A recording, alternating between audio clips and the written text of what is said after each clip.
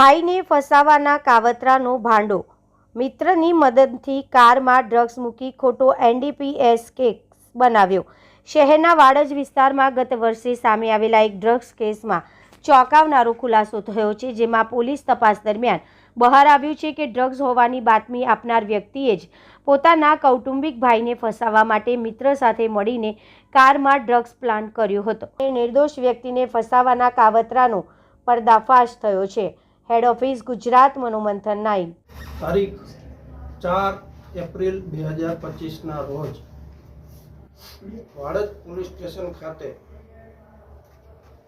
એક માહિતી મળે છે કે દૂધનાથ મહાદેવ મંદિર પાસે એક ઇકો ગાડી છે, જેનો રજિસ્ટ્રેશન નંબર છે JJ1HY5232. આમાં કંઈક શંકાસ્પદ વસ્તુ પડી છે એ બાબતની માહિતી વાડજ પોલીસ ઇન્સ્પેક્ટરને આપવામાં આવે છે, જેના આધારે વાડજ પોલીસ જે શંકાસ્પદ ઇકો ગાડી જે પડી છે ત્યાં જાય છે અને માહિતી આપનાર જે વ્યક્તિ હતો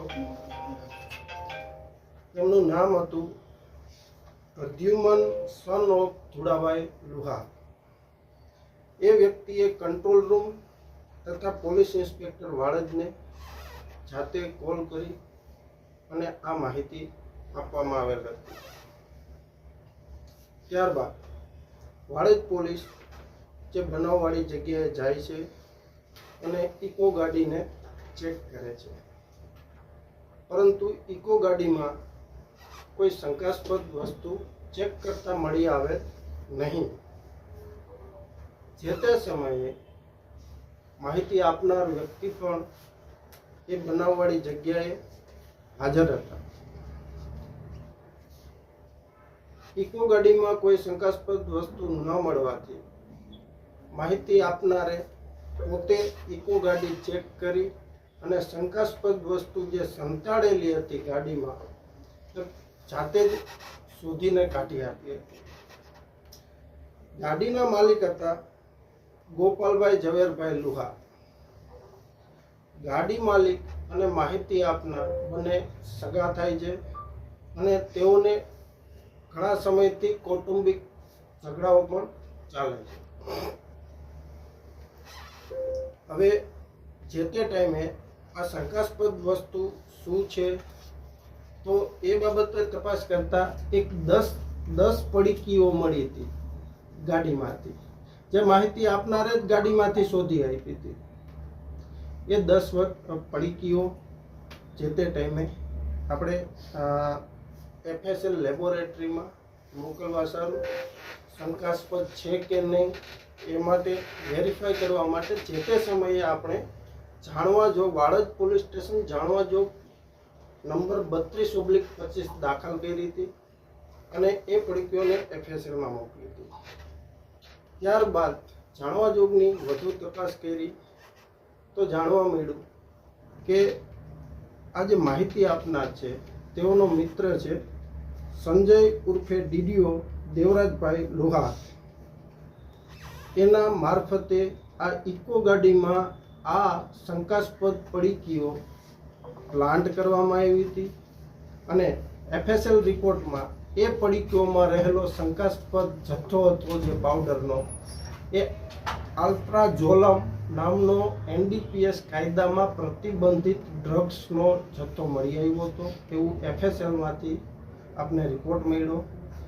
વધુ તપાસ કરી અને સંજયની પૂછપરછ કરી, એમાંથી જાણવા મળ્યું તો સંજયે કબૂલાત કરી હતી પોલીસ સમક્ષ કે આ જથ્થો જે છે એ મને આ માહિતી આપનાર છે પ્રદ્યુમન ધુડાભાઈ લુહાર, એમણે આ ઇકો ગાડીમાં પ્લાન્ટ કરવા માટે જણાવેલું હતું, જેથી મેં આ ગાડીમાં ગોપાલભાઈ ઉપર NDPSનો કેસ થાય એ માટે મેં જથ્થો મૂક્યો હતો.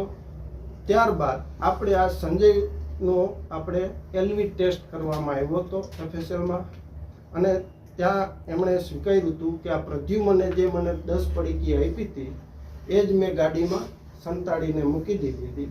ત્યારબાદ પ્રદ્યુમન જ માહિતી આપે છે કે ગોપાલભાઈની ઇકો ગાડીમાં આ શંકાસ્પદ જથ્થો પડેલો છે, તો જેથી કાયદેસર કાર્યવાહી કરવામાં આવે, જેથી જે તે ટાઈમે આપણે થોડું વાડજ પોલીસને શંકાસ્પદ વસ્તુ લાગી, જેથી જાણવા જોગ દાખલ કરી અને એ જાણવા જોગની તપાસમાં આખા પ્લાન્ટિંગ ડ્રગ્સનો કેસનો પર્દાફાશ કર્યો, જે આધારે વાડજ પોલીસ સ્ટેશનમાં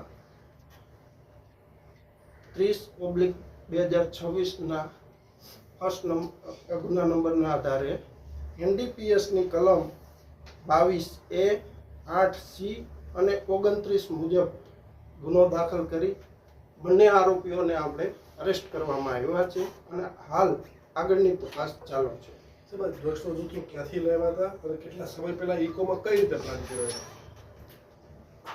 આ ડ્રગ્સનો જથ્થો ક્યાંથી લેવા એ હાલ આરોપીઓ પોલીસ કસ્ટડીમાં છે અને એની તપાસ હાલ ચાલુ છે.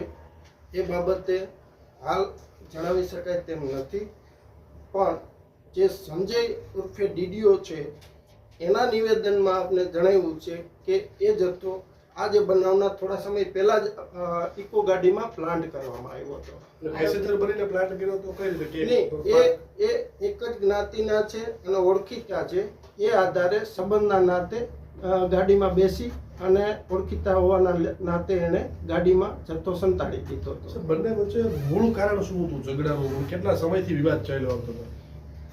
આ બંને પ્રદ્યુમન લુહાર તથા ગોપાલભાઈ લુહાર બંનેને કૌટુંબિક સંબંધો પણ છે અને સગા થાય છે, જેથી એ લોકોને વર્ષોથી બંને પરિવારો વચ્ચે નાના નાના કૌટુંબિક ઝઘડાઓ ચાલતા આવે છે. એ અગાઉના નિવેદનોમાં પણ જણાઈ આવે છે. દીકરાનું શું છે સાહેબ આરોપીઓનું? આરોપી બંને એક જે સંજય છે એ મજૂરી કામ કરે છે તથા આ જે પ્રદ્યુમન છે એ ઇલેક્ટ્રિકનું કામ કરે છે.